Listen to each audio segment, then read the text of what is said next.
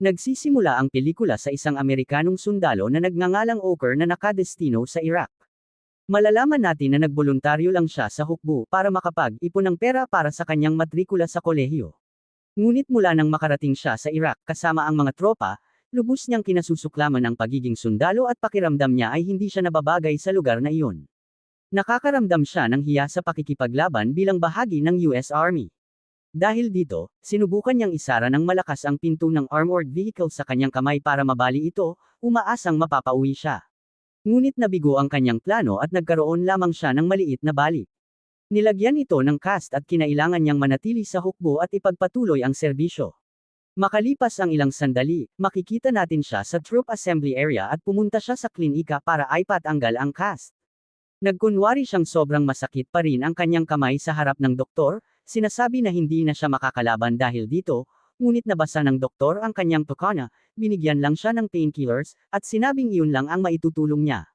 Pagkatapos nito, makikita natin ang armored unit na pinamumunuan ni Sergeant Harper, at sabik na sabik ang mga sundalo sa squad dahil inaasahang magsisimula ang pagsalakay sa Baghdad kinabukasan.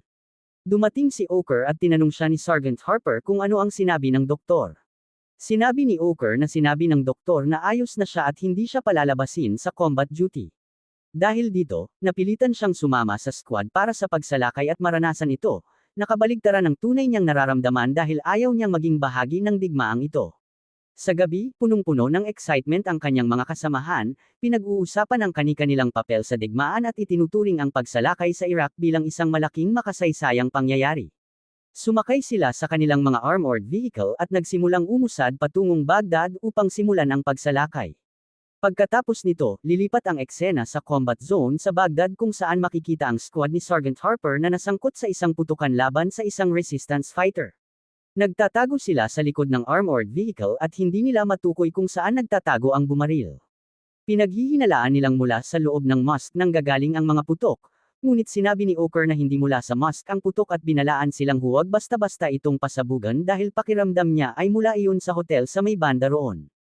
Tumakbo si Oker kasama ang kaibigan niyang si Chot sa gitna ng putukan upang makarating sa bubong ng isa sa mga gusali at makita kung saan talaga nanggagaling ang bala. Umakyat sila sa hagdan kasama ang ibang sundalo at pagdating sa bubong, matapos magmasid, nakumpirma nilang mula nga sa hotel ang putok at hindi sa mosque. Ipinarating nila ang impormasyong ito sa squad sa pamamagitan ng radyo, ngunit nabigla si Oker nang marinig niyang humihingi si Chuck ng air support upang magbagsak ng missile sa hotel at wasakin ito ng buo. Hindi ito sang-ayon kay Oker dahil sigurado siyang may mga sibilyan sa loob ng hotel, ngunit walang pakialam si Chad sa sinasabi niya at sinabi nitong kailangan nilang tapusin ang kanilang misyon at patayin ang bumaril na humahadlang sa kanilang pag-usad. Hindi nagtagal, dumating ang isang fighter jet at nagbagsak ng missile sa hotel, na tuluyang nagwasak sa buong gusali. Tumawa si Chot at sinabi nitong iyon ang digmaan, at bumalik sila sa armored vehicle at masayang nagpatuloy sa kanilang pag-usad. Naabot nila ang palasyo ni Saddam Hussein matapos itong masakop, at makikita ang mga sundalo na nagpapahinga sa loob ng palasyo at tinatamasa ang luho na kanilang nakukuha bilang mga sundalo. Lumundag ang kwento ng 3 buwan sa hinaharap at nagawa na ng mga puwersa ng US na sakupin ang Baghdad. Naglalakad-lakad na ang mga Amerikanong sundalo sa lungsod matapos maging mas maayos ang sitwasyon, at kinukunan nila ng litrato ang bangkay ng isang resistance fighter na napatay nila bago ito ihagi sa armored vehicle. Inutusan nila si Oker na sumakay at umupo sa tabi ng bangkay. Napilitan siyang umupo roon kahit ayaw niyang mapalapit dito. Nang maisara ang sasakyan, nakita niyang gumagalaw ang bangkay, na labis niyang ikinabahala, at nagsimula siyang sumigaw dahil gumagalaw ito. Tiningnan niya itong mabuti at totoong gumagalaw nga, ngunit sinabi sa kanya na iyon ay simpleng nervous twitch lamang dahil sa sobrang init ng temperatura. Sa araw ding iyon, kinausap ng Operations Commander si Sergeant Harper at binigyan siya ng isang misyon. Kailangan niyang dalhin ang kanyang squad sa isang maliit na nayon dahil may naganap na pag-atake sa water station doon at nasira ang pump na nagsusupply ng tubig sa mga lokal. Dahil dito, naputol ang supply ng tubig sa ilang mga nayon. Ang kanilang misyon ay magdala ng mga water tanker at ipamahagi ang tubig sa mga lokal, at kailangan din niyang maghanap ng paraan para maayos ang water station sa lalong madaling panahon. Naiinis si Sergeant Harper sa misyong ito dahil naririnig niya ang sinasabi ng lahat na dahil napatalsik na nila ang rehimen sa Iraq, dapat ay pauwi na sila sa Amerika, kaya bakit ang squad niya ang naatasan sa napakaliit na gawain na ito. Ngunit sinabi ng commander na iyon ang kanyang utos at kailangan niya itong sundin. Nang kausapin ni Harper ang kanyang squad at ipaliwanag ang misyon, galit na galit ang lahat dahil isa silang combat unit at hindi nila trabaho ang maghatid ng tubig sa mga lokal, pero wala silang magawa kundi sumunod sa utos. Umalis sila sakay ng mga armored vehicle at kinuha ang mga water tanker na gagamitin nila sa pamamahagi ng tubig sa nayon. Minamaneho nila ang mga armored vehicle kasabay ng mga tanker upang protektahan ang mga ito laban sa anumang pag-atake. Pagdating nila sa kampo sa nayon, nagtipon ang mga lokal sa gate dahil uhaw na uhaw sila. Nagsimula silang mamahaji ng tubig mula sa mga tanker, ngunit naging masikip at nagsimulang magsiksikan ang mga tao. Sinubukan nilang ayusin ang pila para sa pamamahagi ng tubig at nauwi pa sa pagbabante gamit ang mga baril para umatras ang mga tao. Pagkatapos nito, sinalubong sila ni Captain Sai, ang camp commander, at ipinakilala ang isang sundalong nagngangalang Mahmoud, na sinabing sasama sa kanilang squad para sa misyon ng pamamahagi ng tubig at pagkukumpuni ng water station. Dinala niya sila sa barracks kung saan sila matutulog at maglalagay ng kanilang mga kagamitan. Kinabukasan, umalis sila at nakarating sa water station kung saan nagkaroon ng sira. Para maayos ang problema, kailangan nilang maghukay at mag-install ng mga bagong tubo, ngunit ang problema ay kailangan nila ng mga manggagawang tutulong sa kanila. Sinabi ni Sergeant Harper na siya ang bahala at kukuha siya ng mga Iraqi na manggagawa, ngunit ang malaking tanong ay kung sino sa mga lokal ang papayag na makipagtulungan sa US Army, at iyon ang tunay na problema. Tumungo sila sa kalapit na nayon, ngunit habang nasa daan ay napansin nilang may kotse na sumusunod sa kanila at nag-alala silang baka ito ay mula sa resistance. Itinigil nila ang mga armored vehicle at inutusan ang driver na bumaba ng sasakyan nang nakataas ang mga kamay. Binuksan ni Oker ang kotse at kinumpirma ang sinasabi ng lalaki. Sinabi ng lalaki na kasama niya ang kanyang anak na babae sa sasakyan, may sakit ito at dinadala niya sa ospital. Binuksan nila ang kotse at nakita nga ang kanyang anak na babae. Gusto ni Chot na arestuhin ang lalaki dahil maaaring kabilang siya sa resistance, sinasabi na ginagamit ng mga resistance fighter ang kanilang mga anak bilang human shield kaya hindi sila dapat magpaloko. Para sa kanya, mas mabuting arestuhin ang lalaki at ipa-interrogate sa mga puwersa. Ngunit wala namang nakikitang dahilan si Sergeant Harper para gawin iyon. Sa tingin niya ay isa lamang itong karaniwang ama na may sakit na anak. Inutusan niya si Oker na pabayaan ang lalaki para makaalis kasama ang kanyang anak. Gusto sanang bigyan ni Oker ng pera ang lalaki para maipagamot ang kanyang anak, ngunit tumanggi ang Iraqi at sinabing hindi niya kailangan ng kanilang pera bago sumakay muli sa kotse at umalis. Nagpatuloy sila sa kanilang biyahe at nakarating sa kalapit na nayon upang mamahaji ng tubig sa mga residente. Hiniling ni Sergeant Harper kay Mahmoud na magsalin gamit ang megaphone at sabihin sa mga tao na babalik sila kinabukasan ng 10:00 ng umaga dahil kailangan nila ng mga manggagawa para ayusin ang water station at babayaran nila ito ng maayos. Ngunit tila walang interesadong makipagtulungan sa mga Amerikano, ang gusto lang ng mga tao ay mapuno ang kanilang mga lalagyan ng tubig dahil sila ay uhaw. Pagkatapos nito, bumalik ang squad sa kampo. Kinabukasan, pumunta silang muli sa nayon ngunit wala silang nakitang kahit isang manggagawa. Malinaw na ito ay dahil walang gustong makipagtulungan sa mga Amerikanong sundalo dahil kinasusuklaman sila ng mga tao. Matagal silang naghintay hanggang sa magpasya si Sergeant Harper na umalis na dahil wala talagang dumarating. Ang kakulangan sa mga manggagawa ang problemang hindi nila malutas. Kaya sinubukan ni Sergeant Harper na ayusin ito sa pamamagitan ng pagsama kay Captain Sai upang makipagkita sa Sheikh na namumuno sa nayon. Sinubukan nilang kumbansihin siya na hikayatin ng mga Iraqi na ayusin ang kanilang water station upang muling magkaroon ng tubig ang mga tao, ngunit hindi rin sila matiis ng Sheikh. Sinabi niya na wala ni isang Iraqi ang nagtitiwala sa kanila dahil sinira nila ang kanilang bansa, at ipinaalam niya na sinumang tutulong sa kanila ay magbabayad ng buhay dahil hindi papayagan ng resistance ang sinumang makipagtulungan sa kanila. Sinubukan pa rin nilang ipaliwanag na ang hangad lamang nila ay ang kapakanan ng mga tao upang bumalik ang supply ng tubig. Samantala, ang mga sundalo ay patuloy na namamahagi ng tubig mula sa tanker. Isang lalaking nagngangalang Kadir ang lumapit at nagpakilala kay Oker, sinabing siya ang punong guro ng elementarya sa nayon at kailangan nilang mapuno ng tubig ang tangke sa paaralan para sa mga estudyante. Nangako si Oker na magdadala siya ng sapat na tubig kinabukasan upang mapuno ang tangke. Samantala, sa bahay ng Sheikh, patuloy pa rin nilang sinusubukang kumbansihin siya, ngunit nagalit ang Sheikh at sinabi na walang sinuman ang may gusto sa kanila sa nayon. Sinabi niyang tapos na ang pagpupulong at pinalayas sila. Umalis sila at nagpatuloy sa daan, ngunit habang nasa biyahe ay bigla silang pinaputukan. May mga miyembro ng resistance sa tuktok ng bundok na nagpapaputok sa kanila. Mabilis na nagkubli ang mga sundalo at gumanti ng putok hanggang sa umatras at tumakas ang mga umatake pababa ng bundok, ngunit napansin nila na tinamaan ng bala ang water tanker at nagkaroon ito ng butas kaya hindi sila makakapamahagi ng tubig sa araw na iyon. Bumalik sila sa kampo at hinanginan ang tanker. Kinabukasan, habang namamahagi sila ng tubig sa nayon, muling pinaputukan sila ng resistance. Nagkubli sila sa likod ng water tanker at gumanti ng putok. Patuloy silang nagpapalitan ng putok at makikita na ilang lokal ang tinamaan at napatay ng mga bala.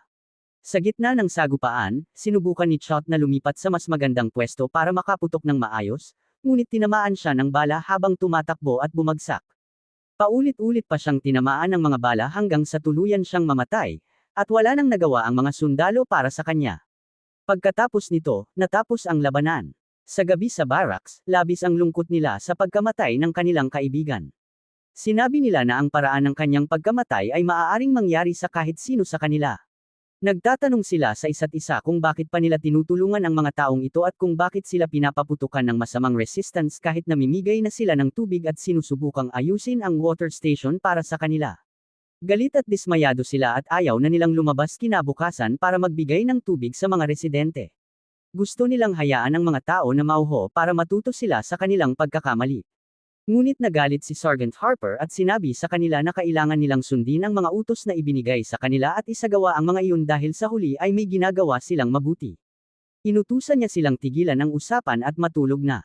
Kinabukasan, dumating si Kadir sa gate ng kampo at hinanap si Oker, sinasabi na ikinalulungkot niya ang nangyari sa kanila kahapon sa nayon, ngunit kailangan pa rin ng tubig ng kanyang paaralan para sa mga estudyante. Galit si Oker at wala siyang pakialam sa kanya, ngunit sinabi ni Kadir na kung walang tubig ay magsasara ang paaralan at hindi kasalanan ng mga estudyante ang ginagawa ng resistance. Dagdag pa ni Kadir na bilang mga Iraqi, dalawa lang ang gusto nila mula sa kanila, malinis na tubig na maiinom at ang umalis na sila sa kanilang bansa at bumalik sa kanilang tahanan. Labis na nalungkot at nagalit si Oker dahil sa pagkamatay ng kanyang kaibigan kahapon at ayaw niyang makiramay sa kahit sinong Iraqi. Iniwan niya si Kadir at bumalik sa armored vehicle, ngunit nagdalawang isip siya at napagtanto niyang kailangan niyang tulungan si Kadir dahil wala naman itong kasalanan sa nangyari. Kaya pumayag siya at kinausap si Captain Sai upang ipaliwanag ang sitwasyon at humingi ng pahintulot na magdala ng mga galon ng tubig sa paaralan ng nayon. Sinabi niyang susubukan niyang kumbansihin si Kadir na magdala ng mga manggagawa para ayusin ang water station. Kahit hindi siya sigurado kung mapapapayag niya ito, handa siyang subukan. Pumayag si Captain Sai at hinayaan siyang gawin ang gusto niya basta wala silang mawawala. Dinala nila ang mga armored vehicle sa paaralan ng nayon at naghatid ng mga galon ng tubig. Humingi ng paumanhin si Oker kay Kadir dahil hindi sila nakapagdala ng sapat na tubig dahil tinamaan ng bala ang tanker kahapon at nagkaroon ng butas. Hiniling ni Oker kay Kadir na subukang kumbansihin ang mga residente ng nayon na makipagtulungan sa kanila upang muling maibalik ang tubig. Ipinaliwanag ni Kadir na natatakot ang mga taga-nayon dahil kapag nalaman ng resistance na tumutulong sila, papatayin sila, dahil hindi pinapayagan ng resistance ang sinumang makipagtulungan sa mga Amerikanong sundalo kahit pa kailangan nila ng pera, at itinuturing nila itong pagtataksil. Tiniyak ni Oker na hindi nila ipapaalam kanino man na may mga manggagawang tumutulong sa kanila at susunduan nila ang mga ito gamit ang armored vehicles. Hiniling niya kay Kadir na subukan lang magdala ng kahit ilang manggagawa dahil iyon lang ang paraan para muling gumana ang water station.